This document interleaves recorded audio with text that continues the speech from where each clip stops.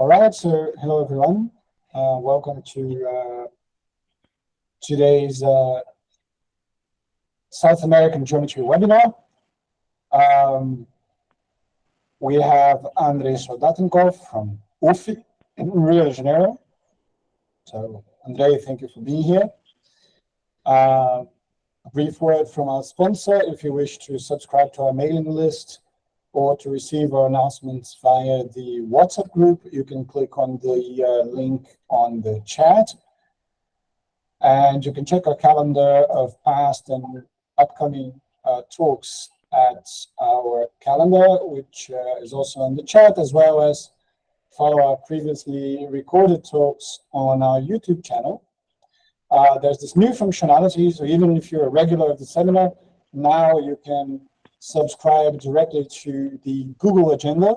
So this will give you a nice link to never forget the future talks directly in your Google Agenda. So all of these features are available on the chat. If you've logged in too late, then you can ask us to repost this.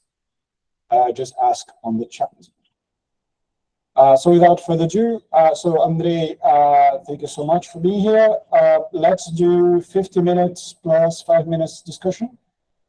Okay, thank you very much. Yeah, so first of all, let me thank the organizers for inviting me. I'm very happy to give a talk at this seminar.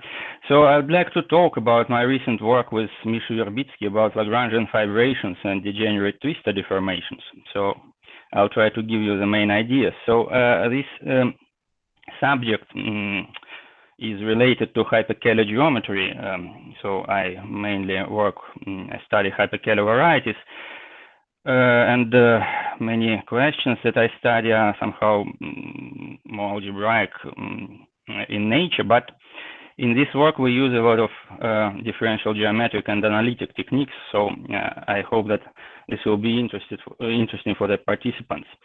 So okay, so let's start from the following. So I will consider today Lagrangian fibrations on complex manifolds. So I will always work with a manifold with a complex structure for let's say M is a complex manifold. And let me first explain what a Lagrangian fibration is.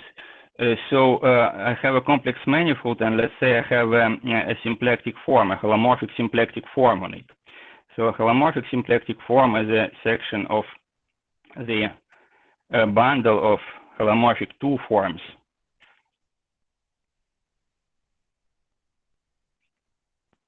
That satisfies the following conditions. So it is closed, and what does it mean that it is symplectic? So it means that it is non-degenerate.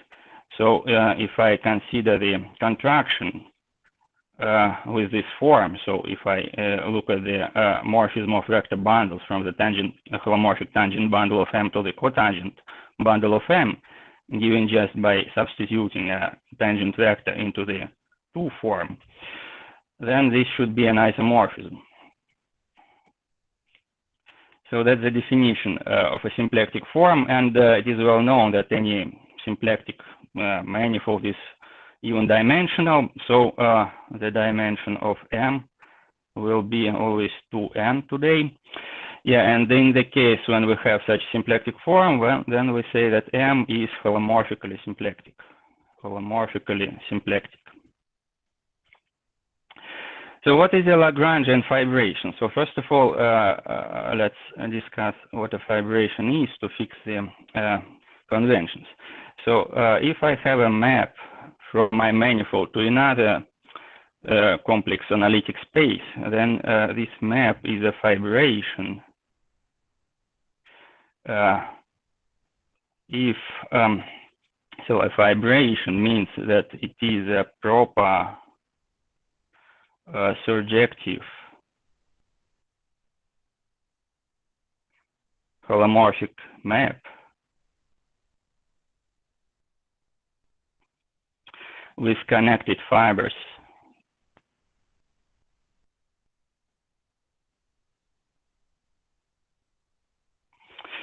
Yeah, so B, the other space, B can be any complex variety, maybe singular, complex analytic space. Yeah, so the map is proper. In particular, its fibers are compact. And I will say that pi is a Lagrangian fibration. Lagrangian fibration.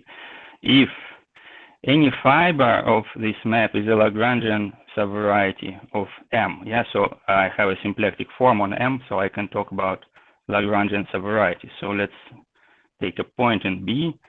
I will denote the preimage of a point as follows: M sub t. Yeah, so M sub t, so pi is Lagrangian fibration if this M sub t is Lagrangian. So I recall what it means to be Lagrangian. So it means that the dimension of the fiber is equal to the half of the dimension of my manifold M equals n, and the symplectic form restricted to MT vanishes. Yeah, so that's a subvariety of M such that the symplectic form restricts trivially to it, and it is of maximal possible dimension with this property. So such Lagrangian fibrations arise naturally, quite naturally in geometry very often. So let me put a remark here also. So as I said, this MT, the fiber, is compact since the map is always assumed to be proper. And in the case when MT is smooth, so most of the fibers are always smooth. So if MT is smooth, so it is a submanifold, then there is a well-known theorem called Arnold-Liouville theorem, saying that this MT is a complex torus, compact complex torus. So let's just talk very quickly about examples. So how can one construct examples of such holomorphic Lagrangian fibrations, just to somehow make more clear what kind of objects I want to study. So the main examples for me, at least for this talk, will be K3 surfaces and hyperkähler manifolds. So let's start from the example of a K3 surface. So let's say S is an elliptic K3 surface.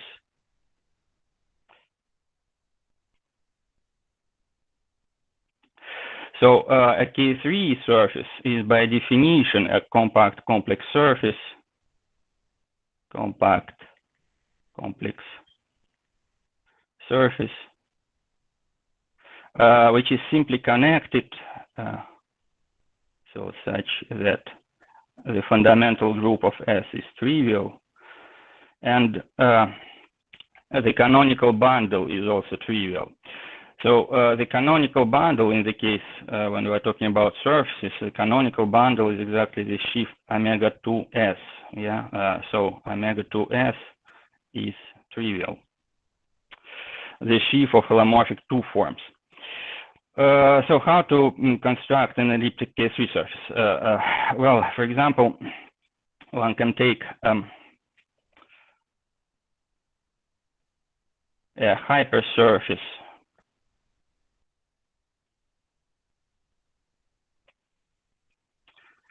of by degree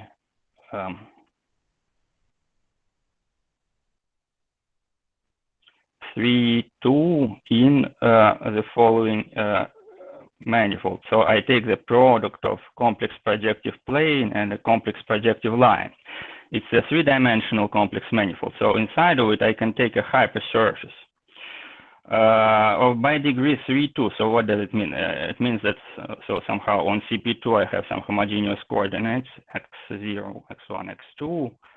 On CP1 I have also some coordinates t0, t1, and so my hypersurface is given by a polynomial which is homogeneous of degree 3 with respect to x, the x coordinates, and of degree 2 with respect of with respect to t coordinates. Yeah.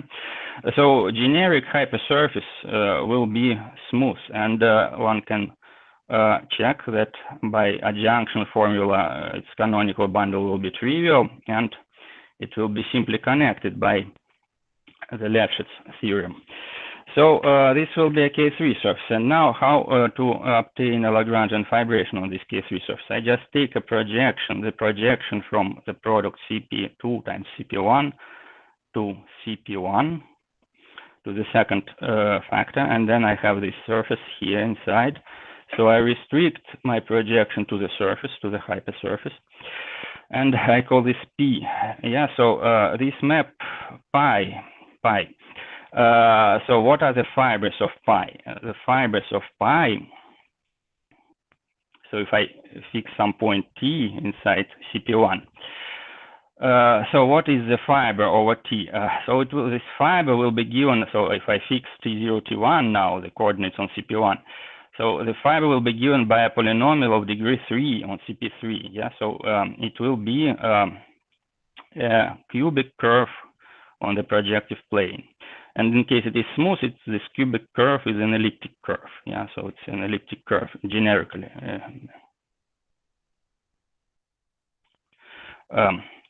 Inside CP2.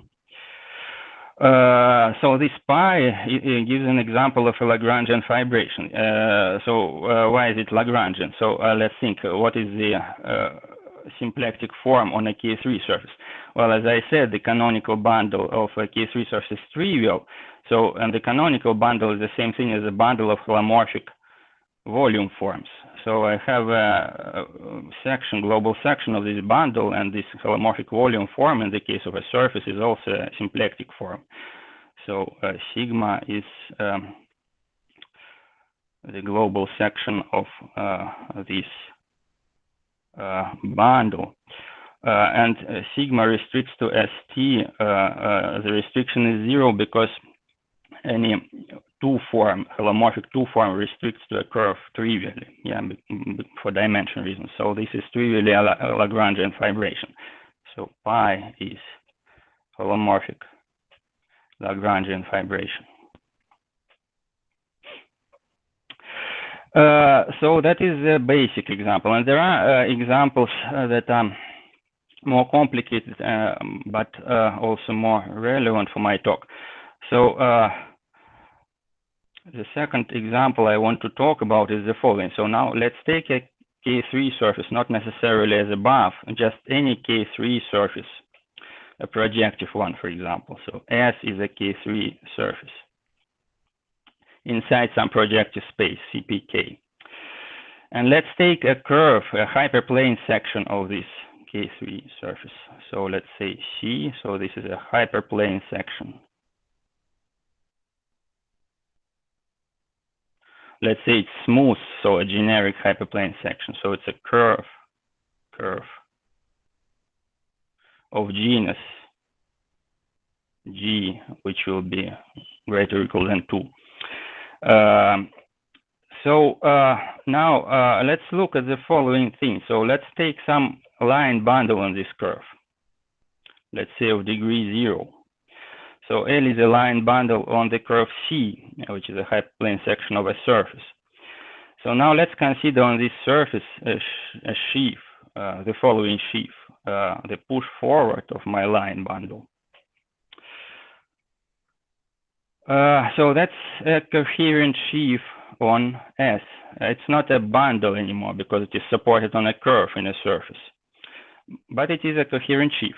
So now I can deform this sheaf, and I can consider the moduli space of somehow of its deformations. So let's call this moduli space M. So moduli space, there is a well-developed theory of moduli spaces of coherent sheaves on projective varieties. Yeah, so I should somehow fix some Hilbert polynomial and talk about stability. Well, so I can do all that, and then I can look at this moduli space of semi-stable sheaves.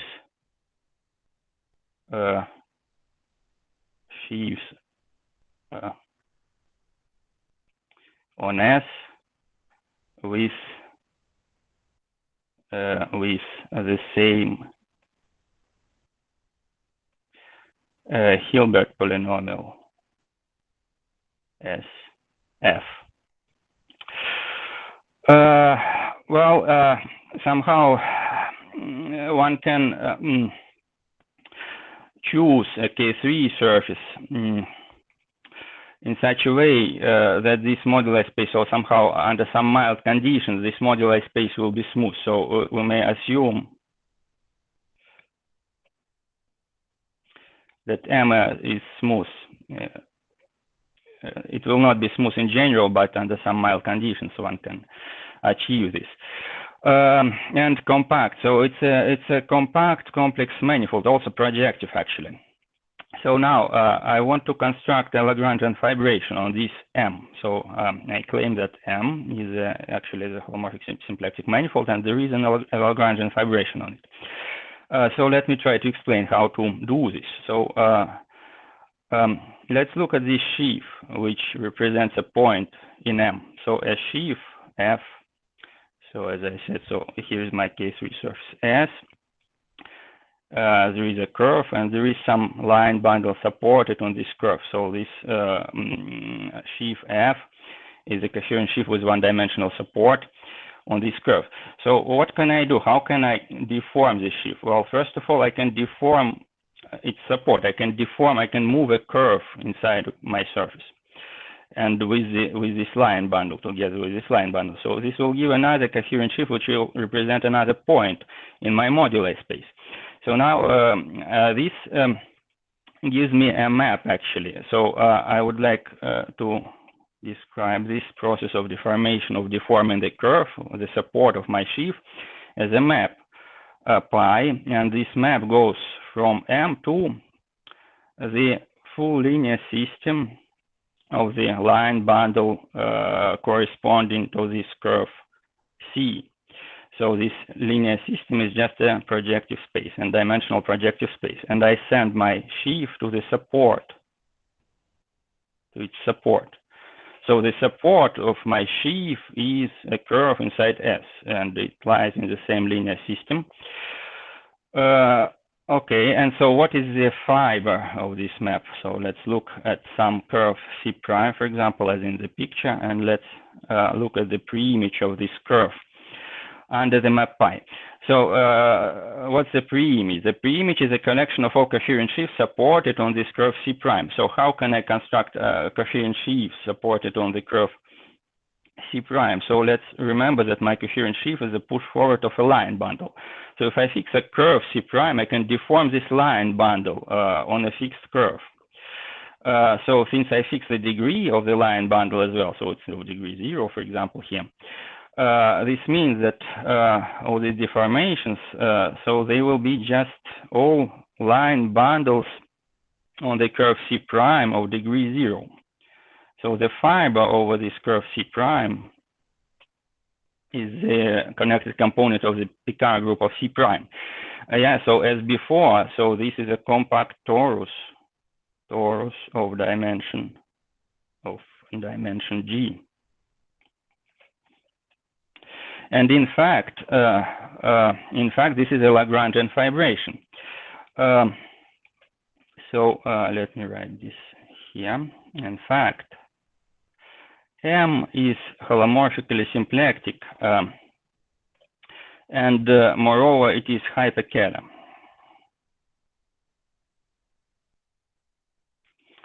And pi is a Lagrangian fibration.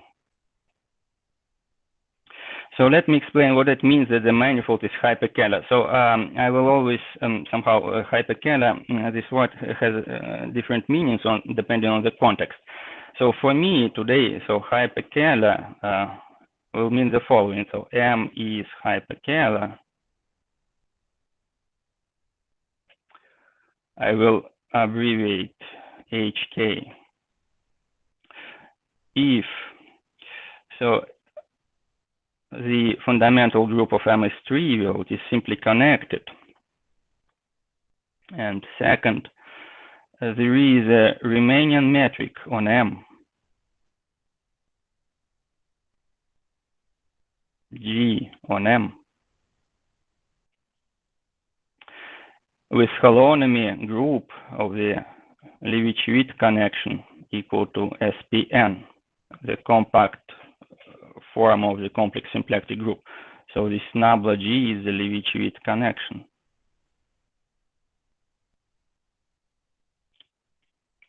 So I want the holonomy group to be equal to this SPN. So this is one of the groups that appears in Berger's classification of irreducible Riemannian holonomy groups.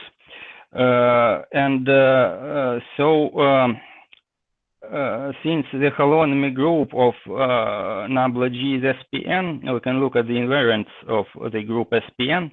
So we know that this group commutes with several complex structures, given by quaternionic multiplication.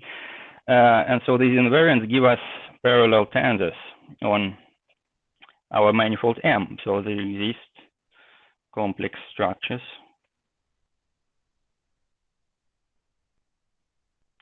IJK on M such that so IJK are parallel with respect to the Levy-Witt connection, and they satisfy the usual relations of quaternions.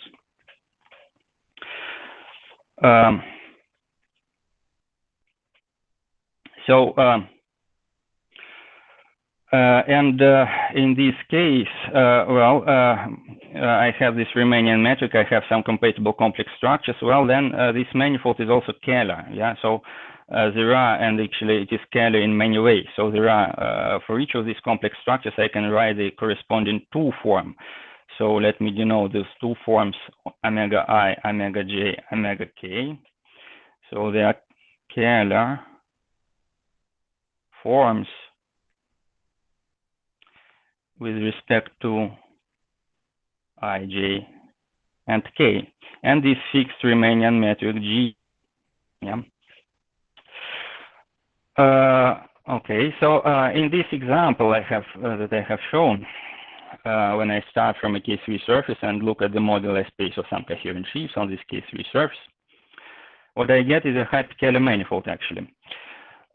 So why is it holomorphically symplectic? One can write down a holomorphic symplectic form on this manifold. Well, to do this, one has to fix one of the complex structures. So I will usually fix the complex structure I. And so then if I look at the following linear combination of Kähler forms, omega J plus imaginary unit, omega K, then it turns out that this is a form of type 2-0 with respect to I. It is closed, obviously, because the Kähler forms are closed.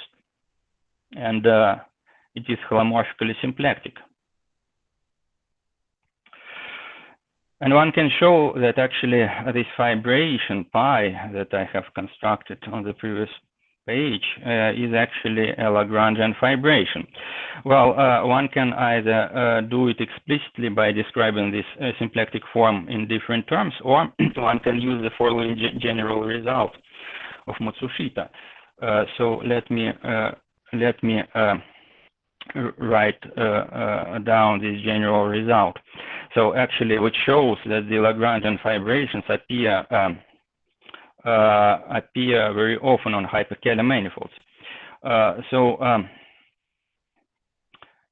Let's assume that, so now let's take any hyperkähler manifold M, so in the sense described above, so compact simply connects manifold with Riemannian metric whose holonomy equals the compact form of the symplectic group. So let's write it down. So assume M hyperkähler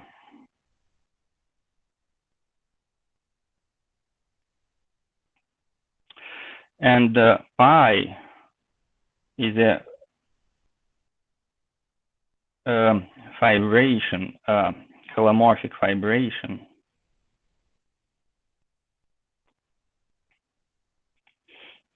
such that the base B is a normal projective variety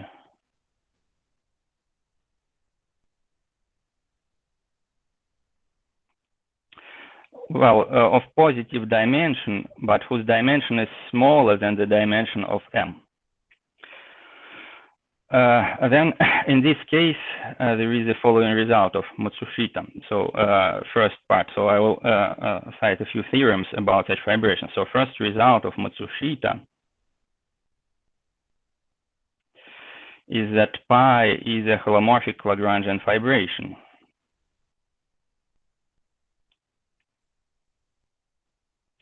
Automatically. And the fibers are actually abelian varieties.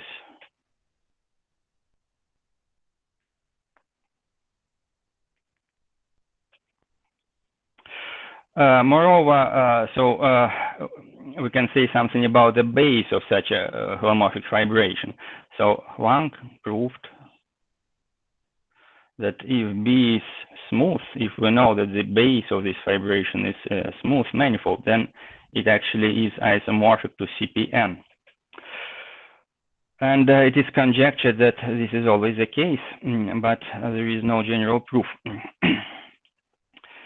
of this result. So we know smoothness in dimension for four-dimensional hyperkähler manifolds. The smoothness of the base is known, but in general not.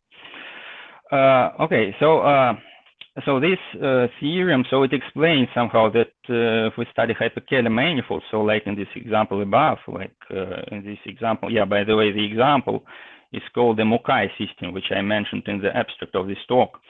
So if anybody is familiar with Hitchin systems, you may know that this example is very similar to the Hitchin system also, because Hitchin systems are also moduli spaces of some sheaves on a complex surface with one-dimensional support. So in the example, so let me write it here. So this is the Mukai system.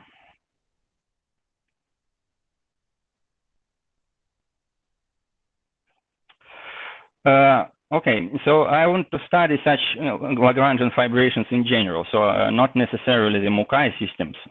So my goal now, so I'll go now to the closer to the results that I want to explain. So my goal is now to start from a Lagrangian fibration on a hyperkähler manifold. So M is a hyperkähler manifold, and pi from M to B is a Lagrangian fibration.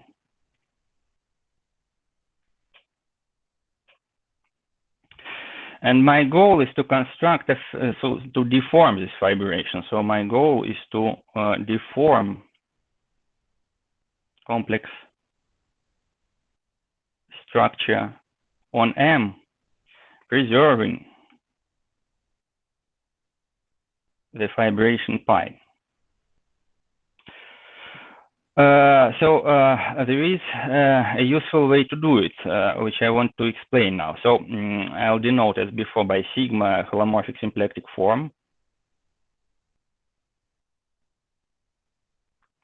on M. It is, so this sigma is a section of the bundle of the holomorphic two forms, but in particular, it is, so the bundle of holomorphic two forms is a subsheaf inside the 2, 0 forms on M, yeah? So I have the bundle of 2, 0 forms, C infinity smooth 2, 0 forms, just two forms with complex coefficients, lambda to 0 M, and I view this holomorphic form as a section of this bundle, lambda to 0 M. Okay, now let me take some Kähler form on B, on the base. So I'll write like this. So eta is a section of lambda 1, 1 B. So I recall that B is a normal projective variety. In this case, when I have a normal projective variety, even non-smooth one, I can embed it into a projective space and restrict some smooth Kähler form from the projective space to B. So, and I will call this form eta. And let me take some complex number t. So I want now to deform my holomorphic symplectic form. So I do the following. So here is the definition. So I define the deformed symplectic form. Andrei, can I ask you Yes? a question? Yes, please.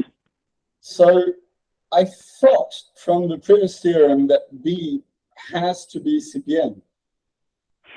No, if I know that it is smooth, so you see, so if B is smooth, then it is CPN, yes. But I don't, yeah, but I don't know in general that it should be smooth. So I could just take. So it could be like a projective orbifold. Well, yes. So in general, we don't know how to control the singularities of the base of a Lagrangian fibration. So a conjecture is that it is always smooth, but in general, I don't somehow. We don't know how to prove this. So in principle, it could be singular, and also actually, so I think that so more generally you can work with hyperkähler orbifolds, and then it is even not clear if the base should be smooth always. I think it's just false. So in principle, it is better not to assume smoothness. One can just restrict to the case of CPN and just somehow assume that the base is CPN, and that's all. And that is what happens in the known examples. But somehow, in general, more generally, that's just not somehow. You may just work without this assumption in principle. Okay, but in any event, it's part of your definition that the base is a projective variety. Yes. Yes. So let's say that this is part of the definition. So in general, you can also somehow you can start from a complex analytic space and then prove that it is Kähler. But yes, so let's assume that we have this assumption. So M is hyperkähler, and we have a fibration over the normal projective variety B. Yes. Cool. Thanks. It's clear. Mm-hmm. Okay, good. So, so any other questions? All right. So let's go on.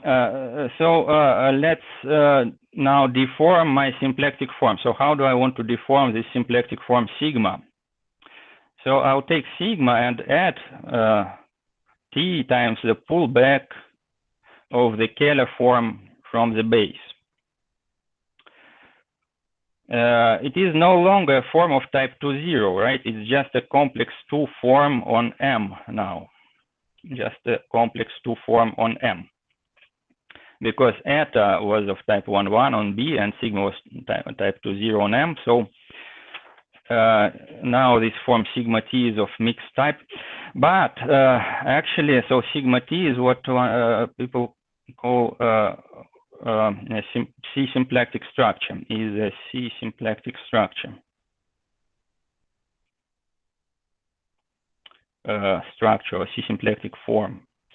So by definition, this means the following, that there are 3 conditions. So first, it's closed. It is closed. Well, obviously it is closed because sigma and eta are closed. So second condition is that sigma t to the power n plus 1 is equal to 0. So I recall that the dimension of M will always be equal to 2n today. So the complex dimension of M is 2n. And a holomorphic symplectic form should satisfy this condition. Sigma to the power n plus 1 is 0. So for this sigma t, this also holds. That's not difficult to check.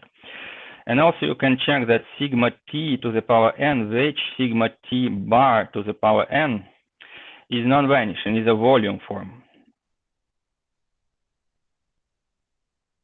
So it doesn't vanish anywhere, it doesn't vanish pointwise. Okay, so these conditions are not difficult to check, and so what's the point of doing this? Why do I want to introduce this notion and to introduce this form sigma t? So the point is that using this sigma t, I can define a new complex structure on M. So it's not very difficult to do. So let's look at the following contraction morphism. So let's call it I sigma t. I sigma t is a contraction of complex tangent vectors with the form sigma t. So I take a vector and map it into V contracted with sigma t. Then there is a theorem. So I think that Verbitsky was the first who somehow who introduced this technique and proved all the properties of this form sigma t. So it turns out that the kernel of this contraction map is always a subbundle of Tm times the C. So the kernel of the contraction map is a subbundle. Let's call this subbundle T01M with sub-index T inside the complexified tangent bundle. So then one can show that this subbundle is actually closed under the Lie bracket.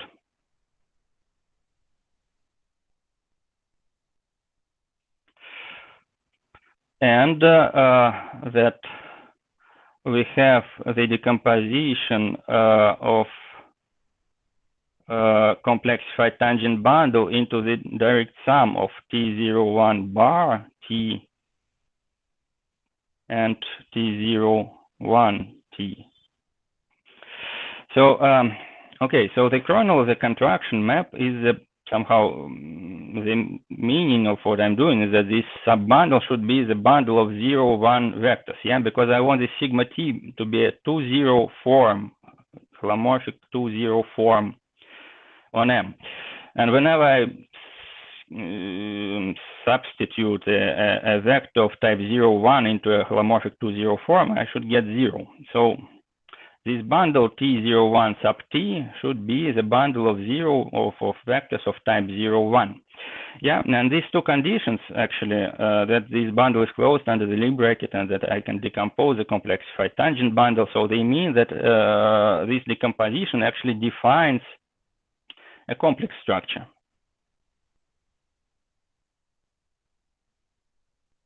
Which I will call IT.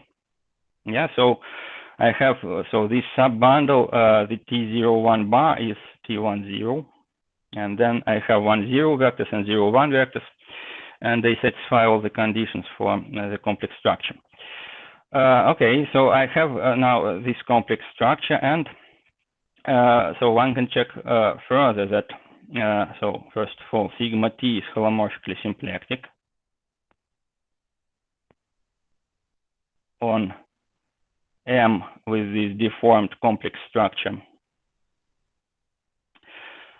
Next thing is that my Lagrangian fibration is preserved under such deformations of the complex structure. So if I look at the same map, so of the map of C infinity, somehow from my manifold M to this B, which is a complex projective variety, so I fix the complex structure on B and look at the same map from M to B, and this map will be holomorphic with respect to the new complex structure. So it's holomorphic, and it will be also Lagrangian fibration.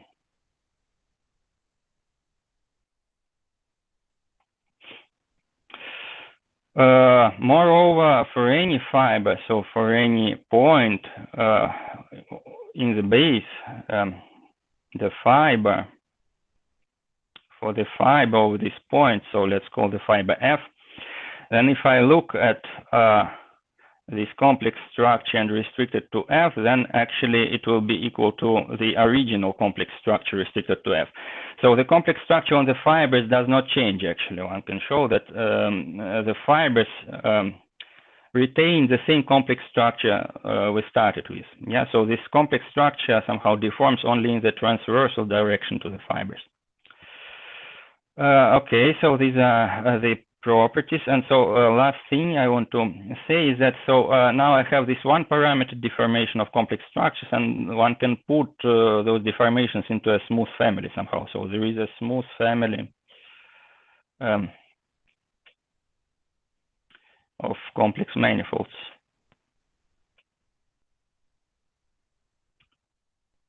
I'll call it curly phi, from M to C, such that for any T in C, the fiber MT is my original manifold, C infinity manifold M with this complex structure IT. So this curly M is just also a complex manifold. The total space of this family is a complex manifold, so there is some complex structure on this curly M, such that if I restrict to the fibers of this map phi, then I get my usual M with this complex structure IT. And M is called the degenerate twistor family.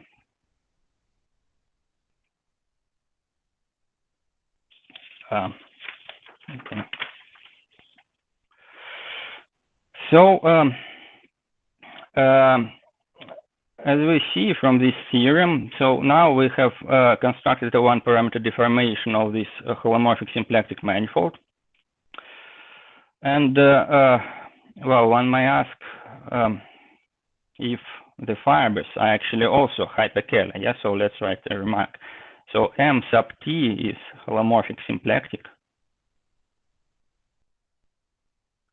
for any T, as was stated above, because the sigma T is a holomorphic symplectic form on MT.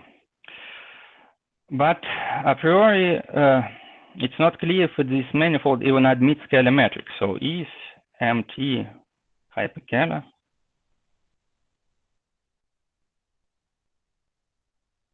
Yeah, it's not clear a priori because we have started from some hyperkähler manifold, but then we have deformed the complex structure. Locally, this complex structure should remain Kähler, but globally, so this deformation is a deformation over the complex line. So a priori, the fibers may become non-Kähler, and there exist examples of families of hyperkähler manifolds over, well, let's say over the disk. So delta is the unit disk, such that for any T not equal to 0, the fiber of this family is hyperkähler, but the fiber over 0 is not Kähler even. Does not admit any Kähler metric. There is, however, a conjecture. Conjecture tells the following, that if we have such a family of, again, let's say unit disk, smooth family, of compact complex manifolds,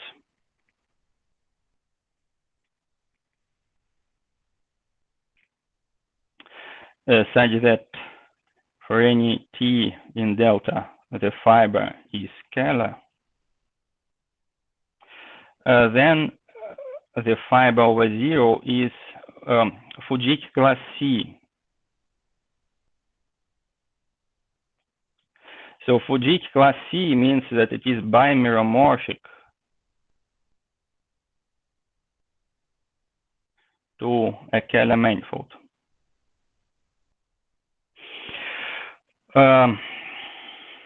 Okay, so what can we say? Yeah, so this conjecture is open in general. There are some partial results, so I maybe should mention so partial results.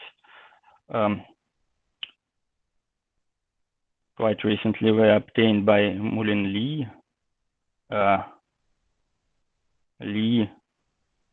and Liu. So that's the results I'm aware of. Maybe there are some other results, but that is the most recent thing. So for this general conjecture, it doesn't prove it, but somehow proves it under some additional assumptions on the fibers. Well, okay. So, but now I'm interested in this kind of question for the case of my degenerate twistor deformations, degenerate twistor families. So I want to prove that the fibers are actually Kähler, and that's our main result. So let me state the theorem.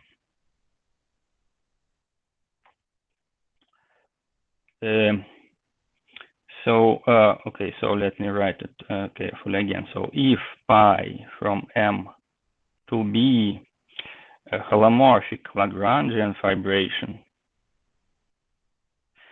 in the sense defined above on a hyperkähler manifold M,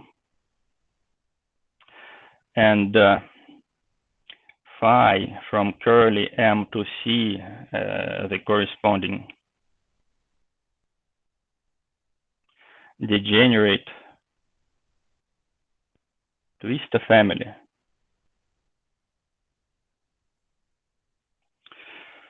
Then, for any T in C, the fiber admits a Kähler metric.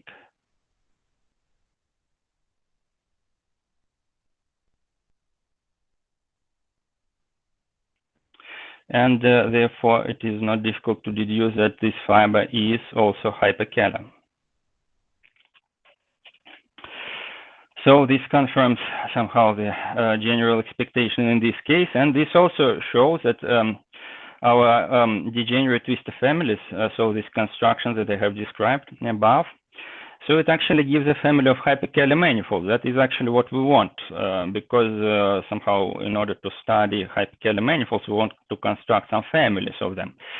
So this is a particular example of a family of hyperkähler manifolds with Lagrangian fibrations, and it's not just a local family, it's a family of an affine line, so something which is not really trivial to construct. So the construction is called degenerate twistor family because in some sense it is similar to the usual twistor construction. So the usual twistor family is a family over the projective line, not over the affine line. And if you look in the period domain of hyperkähler manifolds, then you'll see that this affine line may be seen as somehow a degeneration of usual twistor lines in some sense.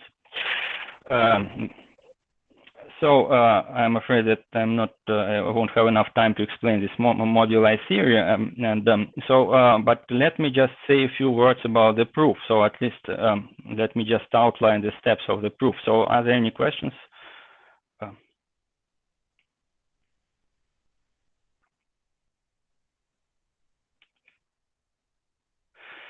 So the proof consists basically of two steps, and then combining the two steps we get the result. So the first step is to show that for any T, the fiber MT admits a Hermitian symplectic structure.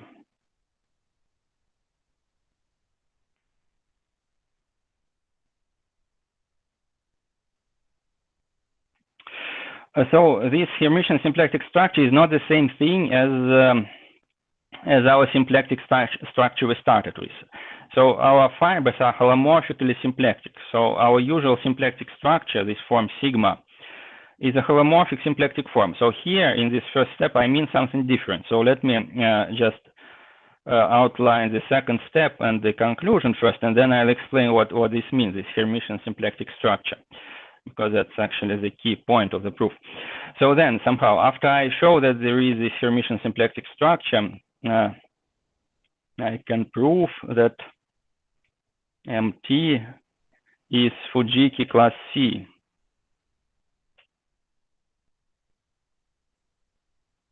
Fujiki class C, so it is bimeromorphic to a Kähler manifold. And then 1 plus 2 implies by a theorem of Chiosi that MT actually admits a Kähler metric.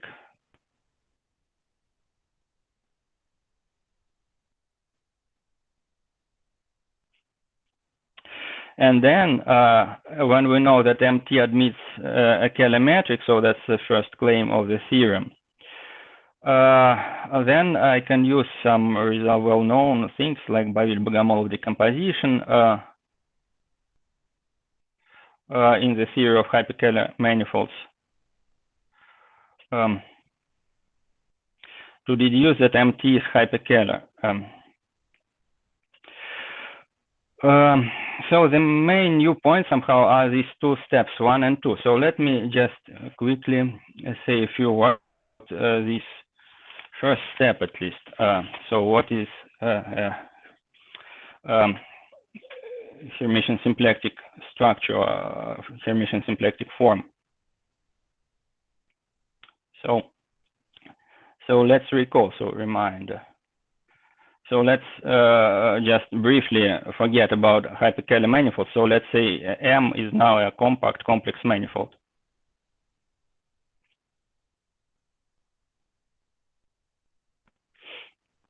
Then what is a Kähler form on M? So a Kähler form is a form of type 1,1. So a form of type 1,1 is Kähler if first of all, it is positive definite, yeah. So for any tangent vector of type 1,0, non-zero tangent vector of type 1,0, omega of v bar is positive, yeah. So it defines a positive Hermitian metric, and also it is closed. So two conditions, 1 and 2.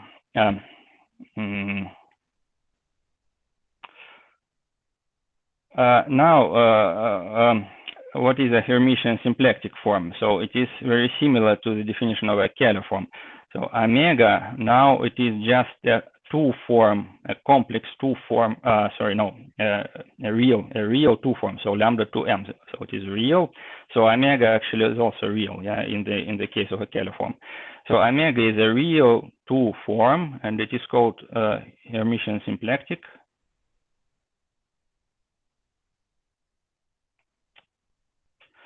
If, well, basically the same two conditions hold. So for any tangent vector of type 1,0, I have the same thing. If I substitute v bar, then I get something positive for a non-zero v, and the form is closed. So essentially the same two conditions, but now I do not ask the form to be of type 1,1.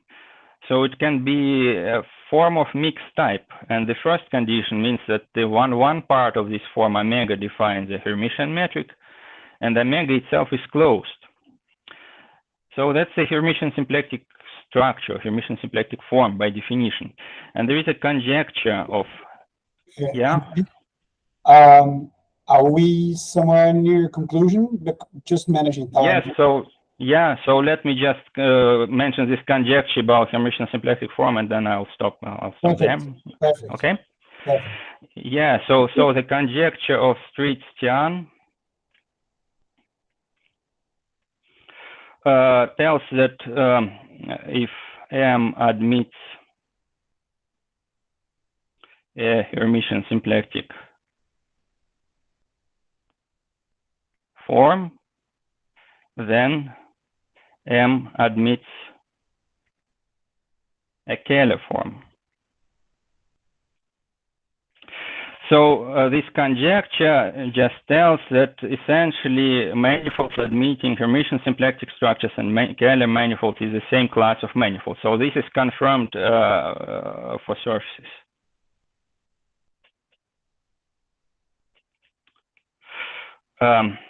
Okay, so yeah, so that's the main point. So somehow we first prove that any fiber admits this weaker kind of some weaker structure, Hermitian symplectic structure, which is a bit weaker than Kähler, and then we use more somehow we use moduli theory of hyperkähler manifolds to conclude that the manifold is actually Kähler, somehow partially confirming this Street-Stian expectation as well. Okay, so that's I think I can stop here. Thank you for your attention. All right, let's thank Andrey, please, by clicking on the reactions here. Or, I mean, you can clap to the microphone, but that's so 2021. So let's maybe clap this way. There you go. All right, Andrey, unfortunately, I won't be able to take many questions because we have an activity here pretty soon and we're kind of out of time. So if people have questions, please, can you direct them to us or to Andrey? And in the name of the organizers, let me thank them again. Yeah, so, thank you. Cheers, man. And looking forward to having you here with us. Yeah, and we'll